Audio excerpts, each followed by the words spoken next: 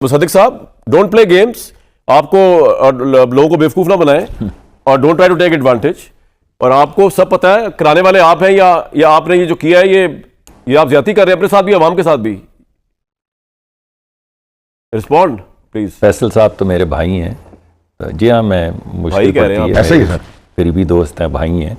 जी हाँ, देखिए बात ये है कि अगर किसी जगह के ऊपर अपनी जो भी हदूद हैं उससे बाहर कोई भी अफसर निकलता है, चाहे वो बड़ा है या छोटा है या बहुत बड़ा है या सबसे बड़ा है, तो आप कॉल आउट तो उसी को करेंगे ना जो हद से बाहर निकला है।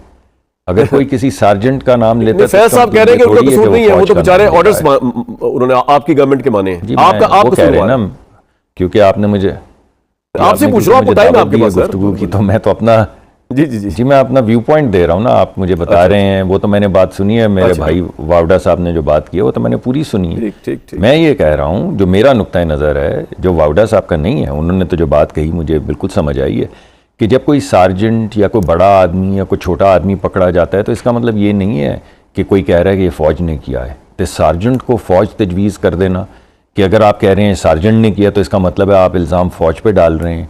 अभी तक तो मैंने किसी से नहीं सुना, अपनी पार्टी में तो किसी से नहीं सुना कि फौज का तो नाम नहीं लिया किसी ने। ये तो पहली मैं बताता हूँ आपके प्रोग्राम पे सुने। मैं देता हूं जी मैं डायलॉग हो जाए, मैं एक नुक्ता नजर दे दूं। अगर आप इजाजत दें एक मिनट सर, आप ज्यादा अच्छी तरह देंगे सर, आप बहुत अच्छा देंगे। एक चीज और ऐड कर दूं सर, आपके मिनिस्टर साहब ख्वाजा आसिफ साहब फ्लोर पे कह रहे हैं कि जो स्टेटमेंट दी थी जिनके खिलाफ दी थी उनका रद्द-ए-अमल आया है, ये रद्द-ए-अमल है। उसके बाद आपके और सीनियर पॉलिटिशियन, आपके नून के कंसर्न लोग वो ये बात कर रहे हैं, मैं नाम इसलिए लूंगा उनकी भी मुसीबत हो जाएगी, ठीक है। अब जब ये सब बातें कह रहे हैं और कह रहे हैं जिनकी खिलाफ बात हुई है, तो खिलाफ तो आपकी बात हुई है और आप ही का काम है डिफेंड करना फौज को, आप गवर्नमेंट है, तो आप मुद्दा किस पे डाल रहे हैं? मैंने ये नहीं कहा कि सार्जेंट को पकड़ने का मतलब फौज के ऊपर डालना है, नहीं सर, कंफ्यूज ना करें sir. I really respect you, ठीक है। मैं आपको ये कह रहा हूं, आपकी मेहरबानी है। ये तो पुलिस जिस जी मैं खुली बात कर रहा हूं। मैं सुनिए सेनेटर साहब, मैं खुली बात कर रहा हूं, मगर मैं वो बात नहीं कर रहा जो आप कह रहे हैं।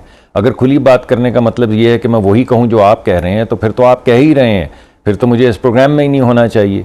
लेकिन अगर मैं इस प्रोग्राम में हूं तो मैं तो अपनी बात करूंगा ना, जो मैं समझता हूं खुली बात है। इस वजह से जब हम ये कहते हैं कि फौज को गाली बकी गई है, तो फौज को गाली बकी गई है, और वो गाली जो है वो पूरे मुल्क ने सुनी है। और जो ज़बान गांडापुर सामने इस्तेमाल की है वो ज़बान सबके सामने है, वो किसी से ढकी छुपी नहीं है। जो इल्ज़ामात उन्होंने फ़ौज पे और इस्टेब्लिशमेंट पे लगाए हैं, और जिस शिद्दत से लगाए हैं, जिस लहजे में लगाए हैं, जिस ज़बान में लगाए हैं, वो किसी से ढकी छुपी नहीं है। मगर उसका जवाब तो ISPR दे रही है, उसका रद्द-ए-अमल तो आया है और उसका रद्द-ए-अमल तो आएगा।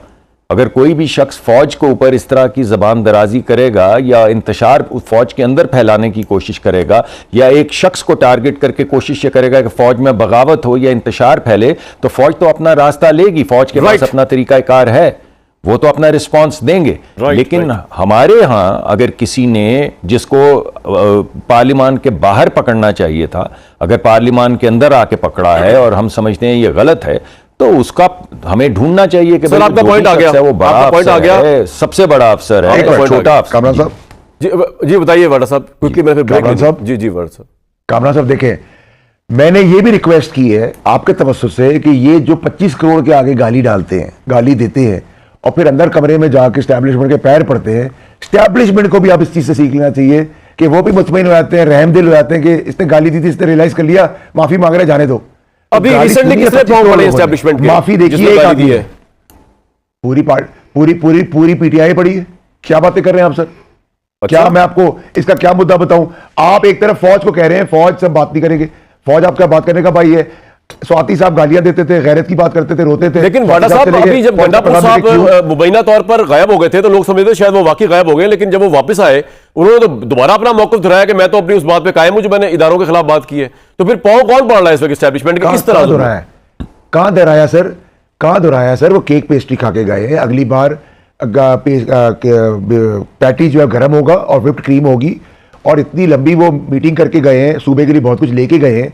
तो वो मैंने तो उनको कोई वीडियो बयान बड़ी इंटरेस्टिंग बात है। प्रेस रिलीज में मैं आपको कह दूं फन्ने खान हूं। मैं आपसे डिटेल से पूछूंगा ब्रेक के बाद कि अमीन गंडापुर जो है वो जब रात को गायब हुए थे मुबैना तौर पर, तो वो अगर सरकारी एहलकारों से मिल रहे थे, एस्टैब्लिशमेंट से, गवर्नमेंट से, तो वो क्या उनकी टॉक हुई? अगर आपको पता है जरूर शेयर कीजिएगा और अवैध साहब जरूर बताएंगे ब्रेक के बाद।